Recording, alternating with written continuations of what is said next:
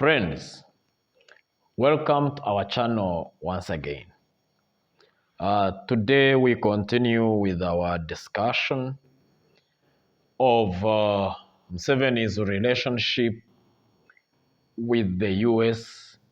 and the war on terror. Last time we talked about the structure that has been put in place by the U.S. to ensure that its interests are catered for on the African scene. And we saw how Museveni has, placed himself at the center of that structure to perpetuate his own interests. So, Museveni's relationship with the West, especially the US, has definitely given him some dividends to the extent that while other countries are pressured to hold free and fair elections, to open up political space, he has always been treated as the exception. And this began in the 90s. With the fall of the Soviet Union, there was a general trend towards greater openness, political pluralism, and democracy. We saw the former single-party states being forced to allow political pluralism and multi-party competition. But when it came to Uganda, the story was different. The West that was pushing the dictators to open up political space were preaching the exceptional circumstances of Uganda, talking about the strained political history that the country had gone through, and using that as an excuse to allow Museveni to maintain a firm grip on society and politics under the so-called movement system. So while they invoked political theory to push African despots to open up political space, they reverted to political history when it came to Uganda to allow the same sins that they were condemning elsewhere to take root in Uganda. In 1998, when Bill Clinton visited Uganda, he offered an apology on the role that America had played in supporting despots who were oppressing their own people on the continent. I will quote what he said. In our own time, during the Cold War, when we were so concerned about being in competition with the Soviet Union, very often we dealt with countries in Africa and other parts of the world based more on how they stood in the struggle between the US and the Soviet Union than how they stood in the struggle for their own people's aspirations to live up to the fullest of their God-given abilities. He made this statement in Mukono at Sowera Primary School in March 1998. Now, incidentally, even as he was making this statement, they were plowing the ground and, preparing the seeds of despotism, planting and sowing seeds of despotism and autocracy in the country where the statement was made. So when Museveni identified his role in the perpetuation of American interests, he knew that he could do virtually anything on the local scene without inviting pressure from the international community. And as such, he has received support, aid, debt cancellation, and military support. Because today, the UPDF has received the highest number of trainees by the U.S. Department of Defense. Uganda has more U.S. trained soldiers than any other country on the African continent, especially in sub-Saharan Africa. But the U.S. laws prohibit U.S.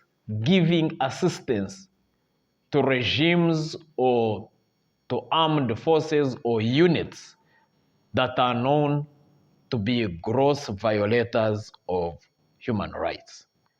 These laws are called the Leahy laws that were sponsored by Senator Patrick Leahy in the 1990s, ostensibly to restrict U.S. security assistance to governments with poor human rights records. This was in a way to address the concerns or the apology that Clinton had given. Having realized that they had supported rogue regimes, now they put a law in place to make sure that a similar situation does not happen. But what has changed? Absolutely nothing.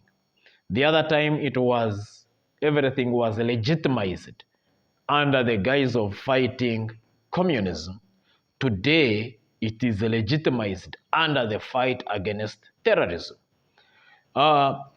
In September 2014, the Human Rights Watch issued a report that showed that actually UPDF soldiers in Somalia had committed sexual offenses against the Somali women.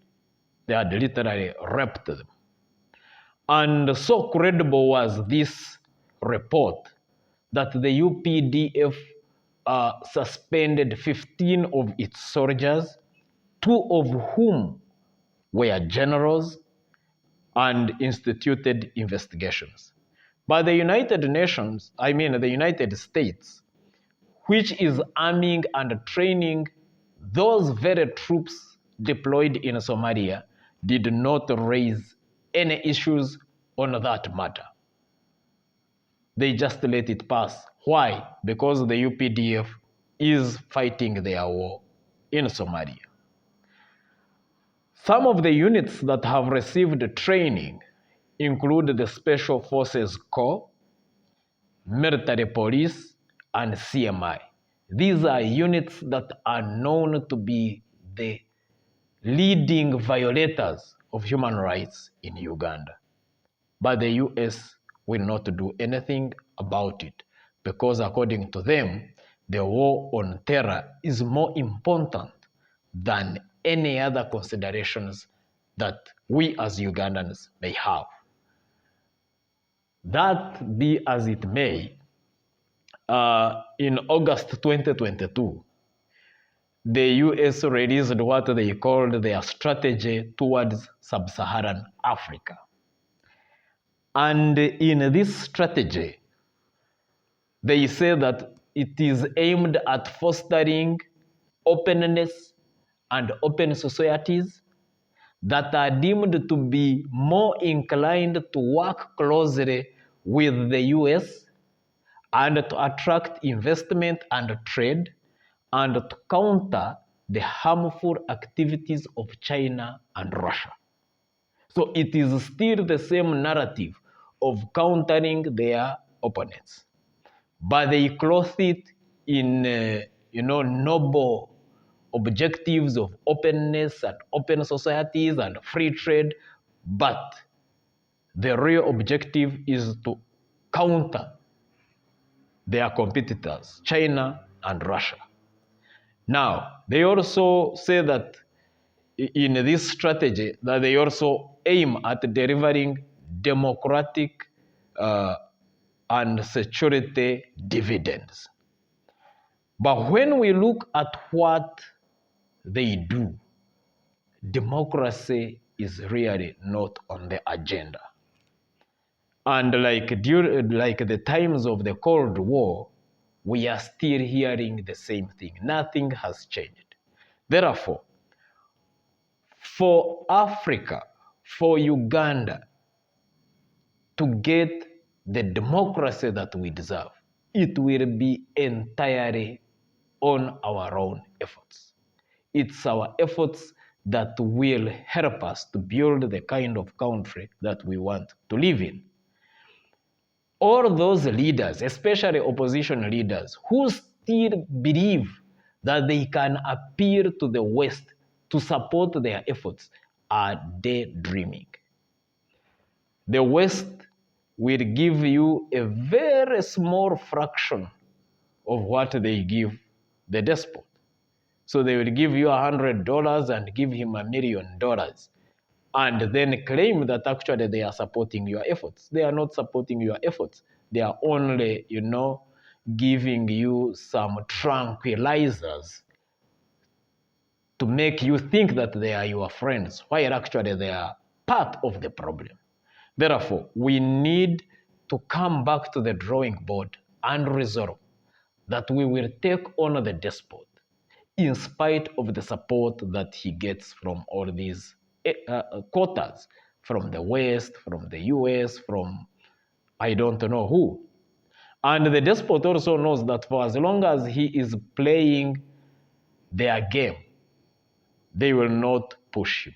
So these antics of, him going to the UN and, speaking in favor of Russia is really hoodwinking people so that we may think that, he has a stand, but that is all, it's just trying to deceive us. And we shouldn't fall for his lies, and we shouldn't also fall for the Western hypocrisy. We need to take a firm stand and do the needful as Ugandans. Because fortunately, when the West sees him falling, they will abandon him. Because according to them, it's permanent interests. There are no permanent friends or foes. Today they are his friends. When push comes to shove, they will abandon him. So let's keep hope alive.